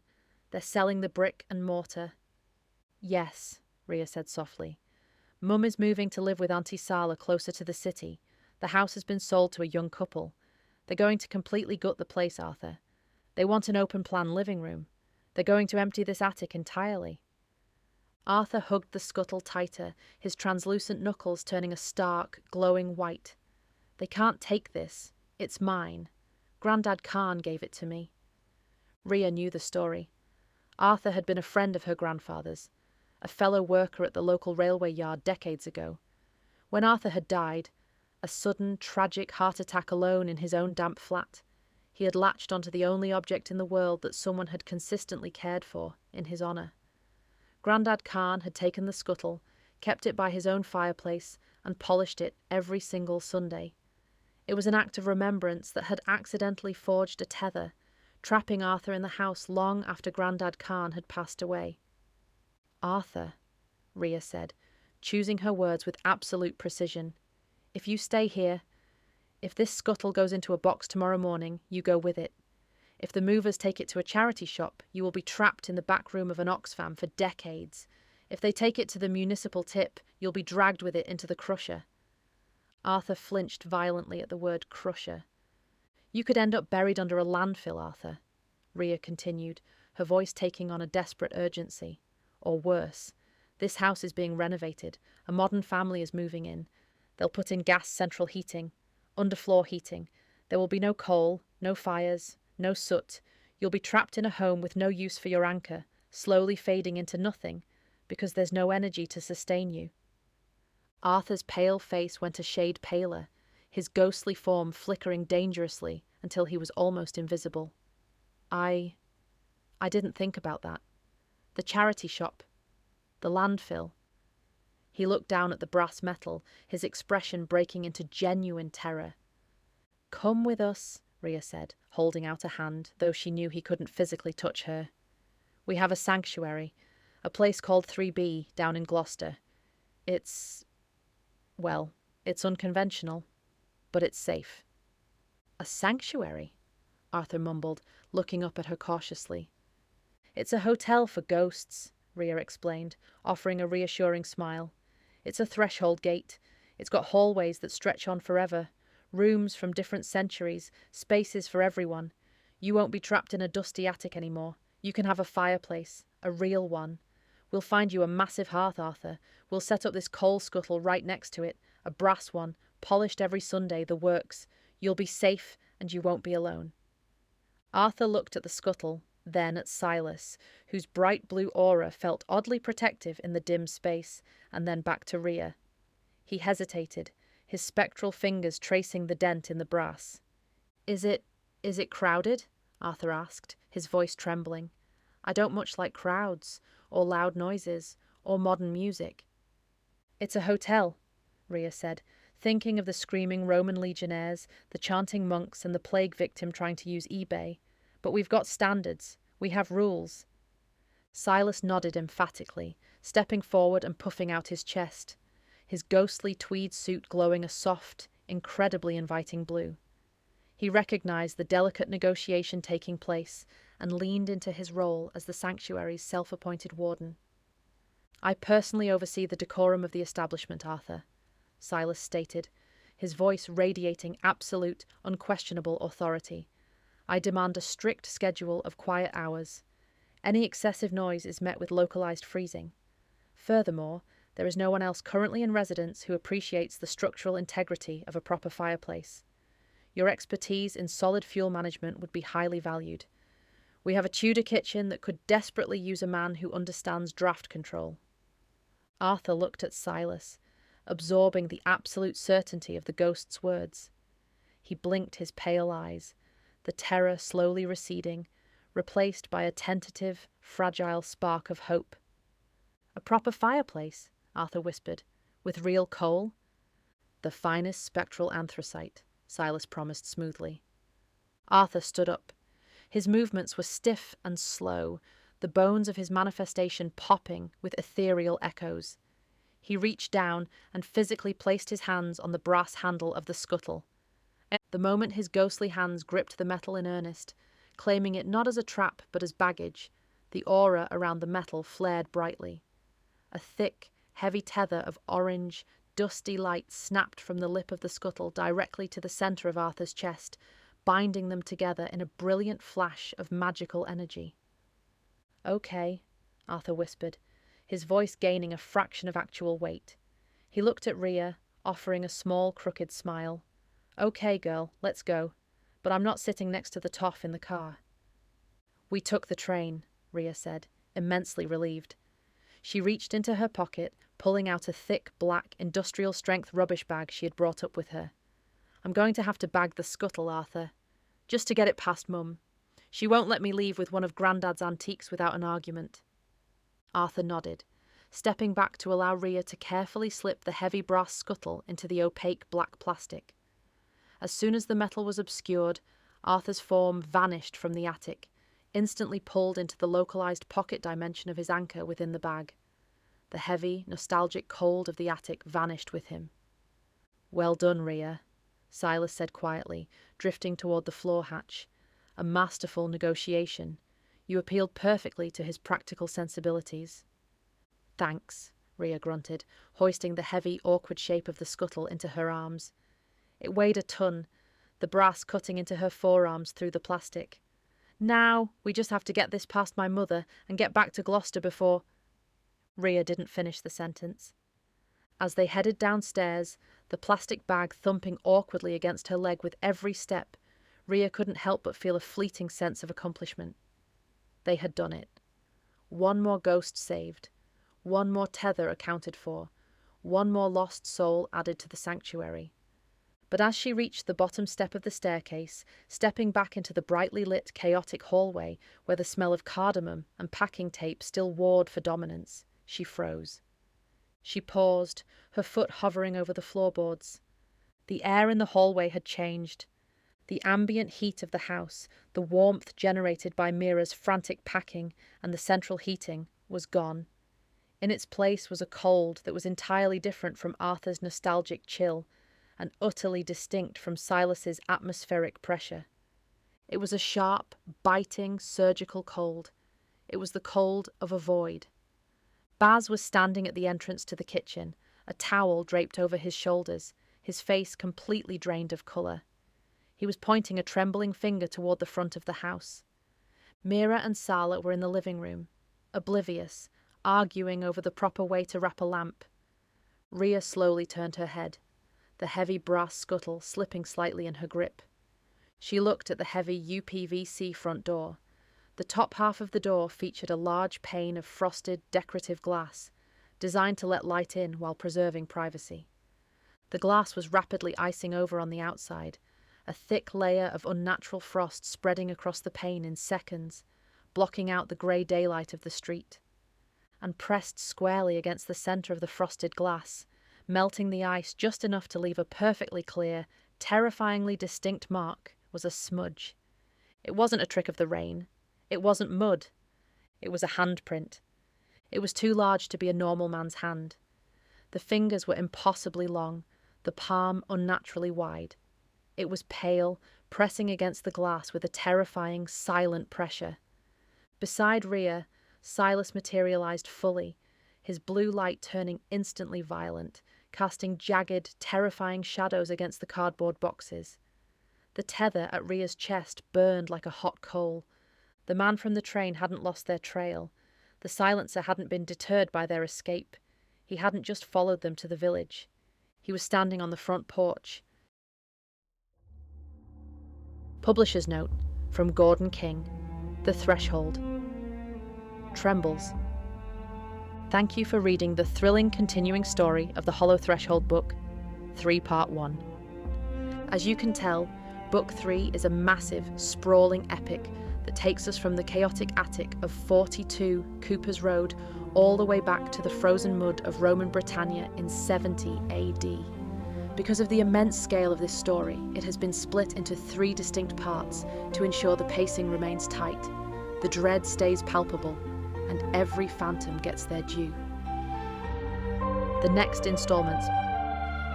Part 2 is coming very soon. You won't have to wait long to see who is turning that frozen doorknob. Part 3 will arrive just after that. Ready for release. All of the books are completely finished and ready to go. We are simply preparing them to be uploaded here for you guys. Join the Sanctuary community. If you enjoyed this installment, please take a moment to like, subscribe, and leave a comment. Your interaction helps support the Sanctuary and keeps the supernatural entities from completely destroying Mrs. Pigeon's Victorian plasterwork. We want to hear from you. Tell us in the comments section below what you would like to see happen in Book 4. Which ghost's backstory should we explore next? Hold onto your iron nails and salt pouches. The next chapter is just around the corner.